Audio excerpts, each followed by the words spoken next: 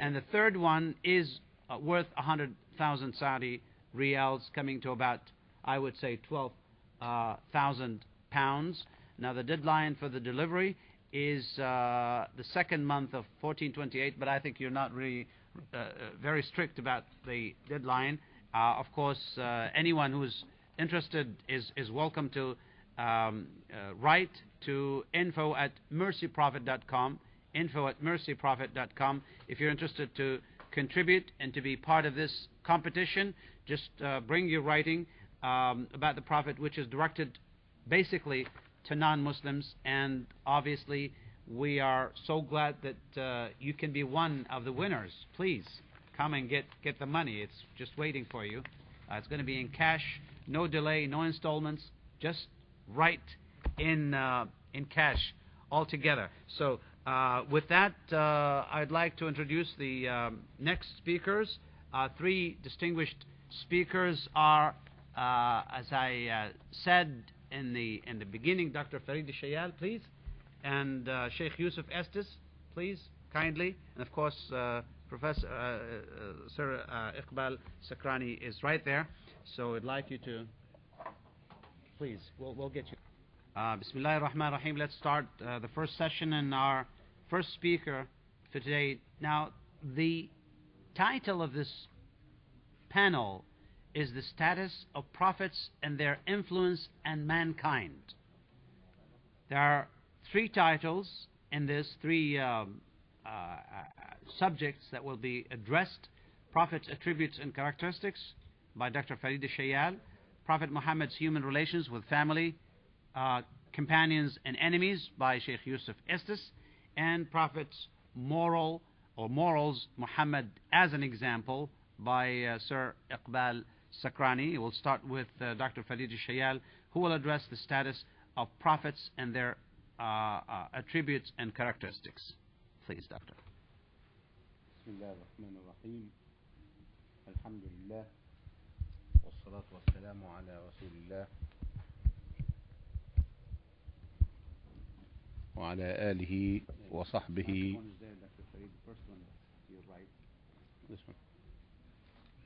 وعلى آله وصحبه ومن اتبع سنته واهتدى بهداه إلى يوم الدين. Dear brothers and sisters in Islam, dear guests, Assalamu alaikum wa rahmatullahi wa barakatuh. When the Prophet ﷺ tried to explain to the companions the relation between himself and the early prophets and messengers, he gave this beautiful example of perfect construction or building, so beautiful, so perfect. Everyone watches it, admires such construction, and goes around it to find it perfect from every aspect, except one thing, that there is one brick missing on one of the sides. So every admirer and every person sees that, would ask and wonder, would that brick be there? This will be it. So the Prophet ﷺ explains that I am this brick. In other words, the Prophet ﷺ tries to put everything in context, that the messengers and prophets are all sharing this great structure, this great mission, this great function. And he is not inventing, and he is not bringing something brand new, but he is the final, and the seal of the prophets is conveying the same message from Allah subhanahu wa ta'ala. But the thing he has extra is complete and to bring the final touches, which will make everything in its final and utmost perfect shape. And that's it. Hence, it is not strange that it is part of the faith of Islam to believe in all prophets and messengers.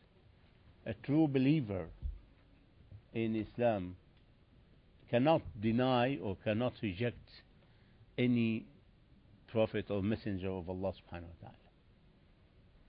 And it is one of the pillars of Iman. If you remember and ask the Muslims what are the pillars of the faith, tell you it is the faith in Allah, His angels, His messengers, His books.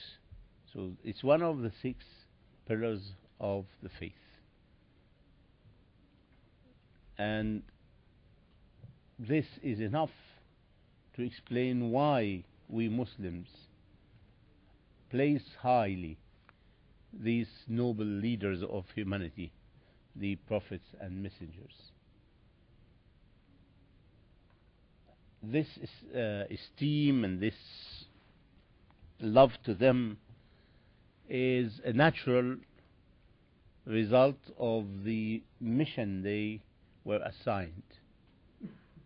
Allah subhanahu wa ta'ala have chosen these human beings and assigned them the greatest mission in the history, which is to convey the message of oneness or tawheed of Allah subhanahu wa ta'ala to human race.